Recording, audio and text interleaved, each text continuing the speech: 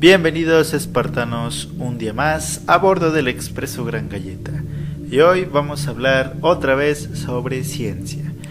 Y es que resulta que en la mayoría de los casos no se necesita recurrir a las películas para pasar miedo.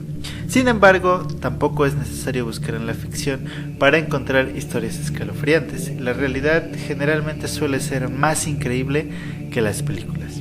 Y hoy te vengo a ofrecer 10 relatos reales relacionados con la ciencia. Vamos a empezar y vamos a hablar un poquito sobre Robert Cornish, el científico que pretendía resucitar a los muertos con un columpio. Y Robert Cornish era un científico precoz, siempre se sintió atraído por la idea de devolver la vida a los muertos.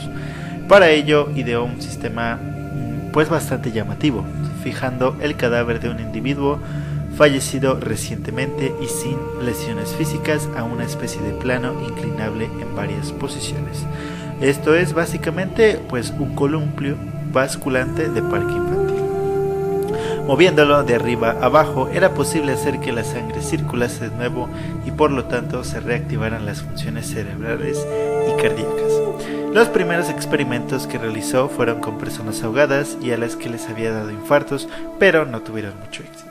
Y Cornish aseguraba que les volvía el color en los pálidos rostros y que incluso había detectado alguna señal de pulso. Tiempo después mejoró el sistema y a los perros, sacrificaba perras y les inyectaba coagulantes y estimulantes justo antes de columpiarlos, con los que sorprendentemente sí obtuvo resultados y algunos canes resucitaron, pero llegaron a sobrevivir meses, pero tenían severos daños cerebrales y ciegos, quedaban ciegos. Y el éxito de Cornish fue tal que le dedicaron una película titulada La realidad increíble. Vamos a pasar al segundo, Ignaz Semmelweis, quien quería evitar miles de muertes en el paritorio y fallecer en el manicomio. Esta es un poquito una ideología más que un experimento, pero vamos a hablarlo de todos modos. Ignaz Semmelweis, quien se granjeó algunos detractores en el gremio científico por su peculiar carácter. Intrigado porque a mitad del siglo XIX resulta que 9 de cada 10 operaciones acababan en muerte. Se especializó en obstetricia para conseguir una plaza como doctor en el Hospital General de Viena. Ahí observó que en uno de los pabellones de maternidad, en el que solo se permitía pasar a los estudiantes de medicina, tenía una mortalidad muy superior debido a la fiebre puerperal que otros pabellones, en el que asistían a las parturientas solo mujeres aspirantes a matrona. Según las teorías de la época, el menor índice de fallecimiento se debía a que las manos de las comadronas eran más finas y suaves, idea que no convencía a Semmelweis, que se llegó a obsesionar con el asunto, al punto de llegar a decir: no puedo dormir ya, el desesperante sonido de la campanilla que precede al sacerdote portador del viático ha penetrado para siempre en la paz de mi alma. Todos los horrores de los que diariamente soy impotente testigo me hacen la vida imposible. No puedo permanecer en la situación actual, donde todo es oscuro, donde lo único categórico es el número de muertos. Escribió en una carta a un amigo doctor. Tanto que instaló unos lavabos y obligó a los médicos a lavarse las manos cada vez que entraran en la sala. Su jefe entró en cólera tiempo después. En su único artículo publicado mencionó unas partículas cadavéricas que son las culpables de las infecciones. Y no sería hasta 40 años después de su muerte cuando Louis Pasteur y Robert Koch hablaron de gérmenes. Sin embargo, gracias a su extraña personalidad y su obsesión porque los médicos se lavaran las manos, Semmelweis fue expulsado del hospital de Viena, tomado por loco y encerrado en un manicomio, donde murió poco después a los 43 años de edad a causa de una infección generalizada, aunque hoy se sigue especulando acerca del origen, una paliza o él mismo tras cortarse con un bisturí. Básicamente él trataba de que la gente no muriera por los gérmenes y él murió por gérmenes, si es que esa es la versión real. Vamos a pasar a los cerebros porcinos resucitados. Y pues no todos son biografías, ¿saben? En abril, la revista Nature publicaba un controvertido estudio realizado por un grupo de científicos de la Universidad de Yale, que aseguraba que habían podido resucitar algunas de las funciones del cerebro de cerdos muertos. Cuando empezamos esta investigación, nunca pensamos llegar hasta este punto. Teníamos una hipótesis inicial, es cierto, pero aún así fue una tremenda sorpresa, explicaba Nenad Sestan, profesor de neurociencia, medicina comparativa, genética y psiquiatría en Yale, además de principal autor del estudio.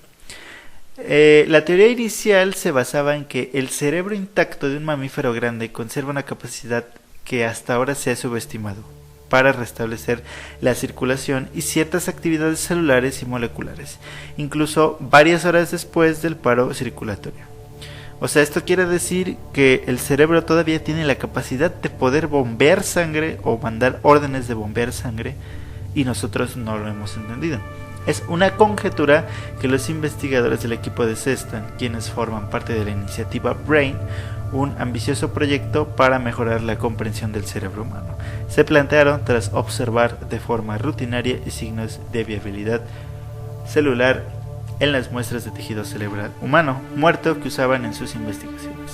Incluso aunque hubiesen sido recogidas hacia varias horas, es decir, mostraban todavía señales de vida a pesar de estar muertas.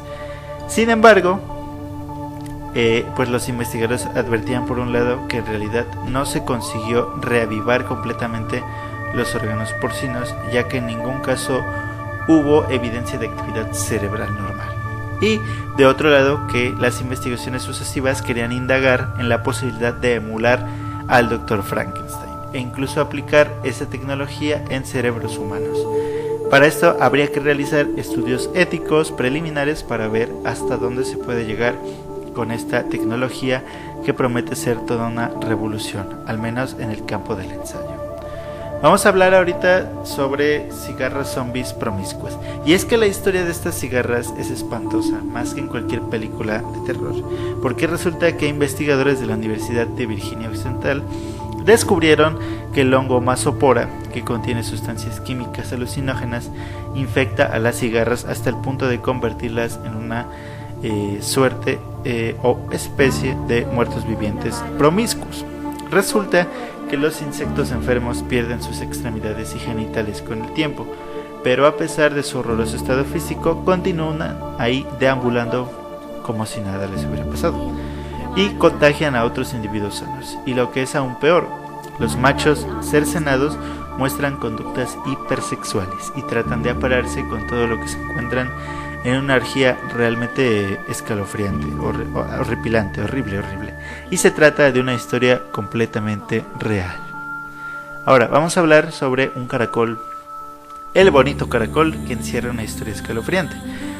Resulta un vistoso caracol de colores se extendió por las redes como la pólvora. ¿Qué era ese misterioso ser cuyas rayas se movían arriba y abajo por el cuerpo gelatinoso principal? Pues, lejos de ser una bonita historia, el caracol esconde un verdadero cuento de terror real. Resulta que es un zombie. Y los colores los provoca Leucloridrium paraxodum, que es un parásito que usa de huésped a estos moluscos para que les lleven a su verdadero objetivo, los pájaros. Y los caracoles solo son un transporte para alcanzar las copas de los árboles y llamar la atención de tordos y mirlos, cuyo recto podrán larvas que se expulsarán en sus heces para volver a infectar a otros caracoles y así hasta el infinito, en un horrible bucle de la naturaleza más cruel. O sea, la popó de los pájaros es mala y estos manipulan el cerebro de los caracoles. Ahora, ¿te has preguntado alguna vez quién vive en tus poros y tiene actividad sexual en tu cara mientras duermes o haces lo que sea? En este mismo instante, escondidos en tus poros, tienes decenas de seres, alimentándose de la grasa que desprende tu cara. Y mira más allá, mira a tu padre o a tu madre, al de junto, al de al lado, les ocurre lo mismo. Y probablemente a un bebé, ya que su madre le ha contagiado con un beso. Estos animalitos miden 3 milímetros. Se necesitarían unos 10 puestos en fila para que pudieran sumar lo mismo que la cabeza de un alfiler. Parecen una especie de lombriz, aunque no lo sea en absoluto. Son de la familia Demodex folliculum, un tipo de ácaro bastante común, y se calcula que vive en la cara del 80% de la población que cohabita con diferentes animales sin que éstas se den cuenta la mayoría de las veces. Estos ácaros, que son arácnidos, son los más emparentados con las garrapatas o las arañas que con los gusanos. Por el día se encierran en los poros para salir de noche, mientras duermes, y aparearse con otros semejantes sobre tu cara. Si así es, tienes sexo en tu rostro mientras duermes todas las noches. Ahora, el pez cabeza de serpiente que atemoriza al mundo. El Channa argus es un pez cabeza de serpiente, un depredador de buen tamaño y aspecto terrible, capaz de respirar fuera del agua y arrastrarse por tierra durante 20 horas. Esta tremenda criatura saltaba a la fama a principios de por ahí del 2016-17, después de haber sido descubierto en un estanque de Georgia, Estados Unidos. Mátalo de inmediato y congélalo. Recuerda que puede sobrevivir fuera del agua, aconsejaban las autoridades. El pez ya había sido visto en 15 estados, si bien, pese a la alarma generada y sus afiliados y amenazados dientes, no se trata de un peligro para las personas. Sin embargo, sí es una especie invasora muy voraz. Pero, ¿qué provoca que salga del agua? En un estudio publicado recientemente en la entrevista revisada por pares Integrative Organismal Biology, el investigador Noah Pressman de la Universidad de Wake Forest apunta que son las condiciones de los ríos los culpables.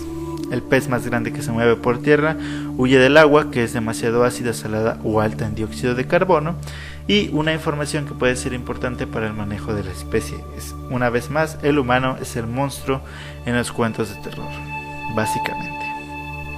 Ahora, toca desmentir una leyenda, el chotacabras y la luna llena. El chotacabras o engañapastores es una de las aves más enigmáticas y desconocidas de la fauna española. La creencia popular dice que este pequeño pájaro mide de 24 a 28 centímetros de largo cuando es adulto.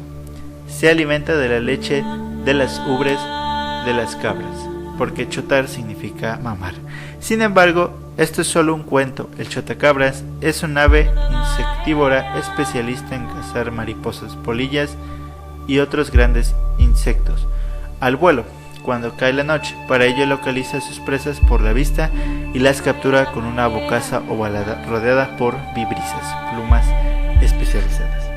Otra peculiaridad de este pájaro es que anida en el suelo y tiene un plumaje críptico que le permite mimetizarse con la vegetación, en especial en matorrales, pastizales o claros de bosques.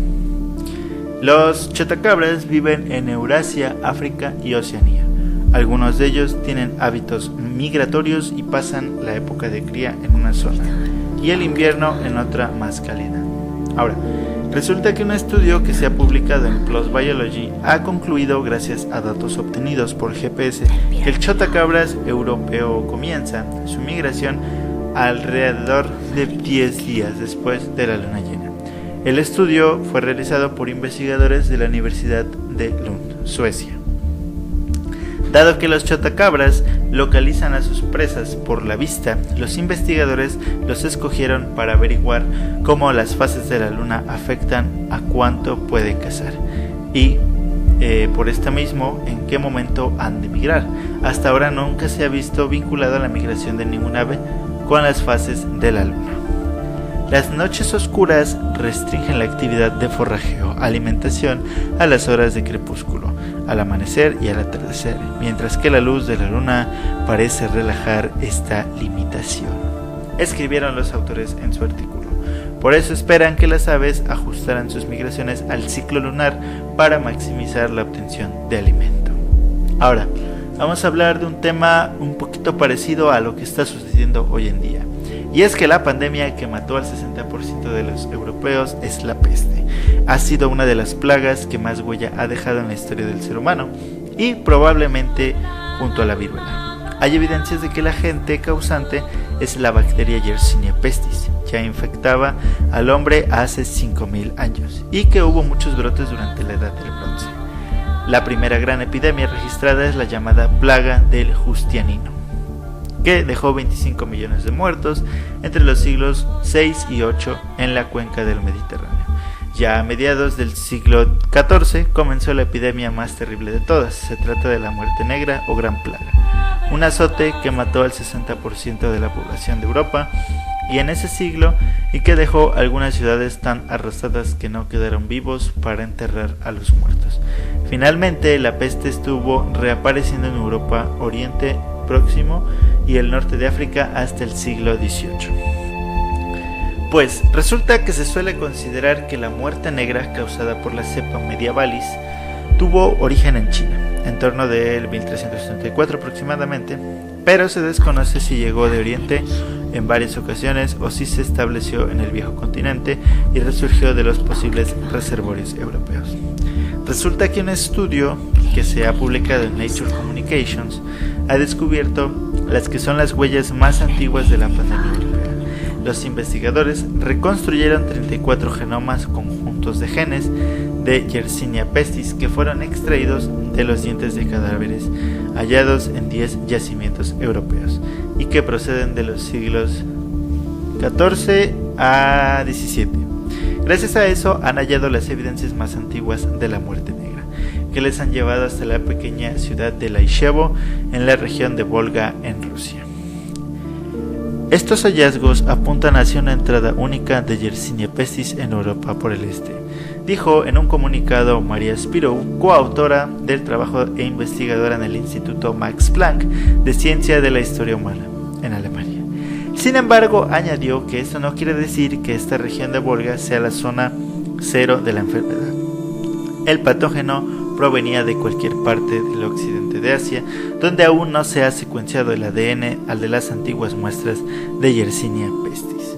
Es un dato bastante aterrador por el hecho de que hoy en día estamos viviendo lo mismo y esta vez no es solo la región europea, sino que esta vez podría morir el 60% de la población mundial.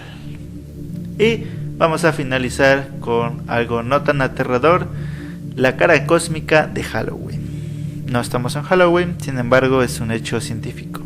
La NASA y la Agencia Espacial Europea, ESA, han hecho pública una captura de dos galaxias del mismo tamaño en colisión que se asemejan a una cara cósmica fantasmal.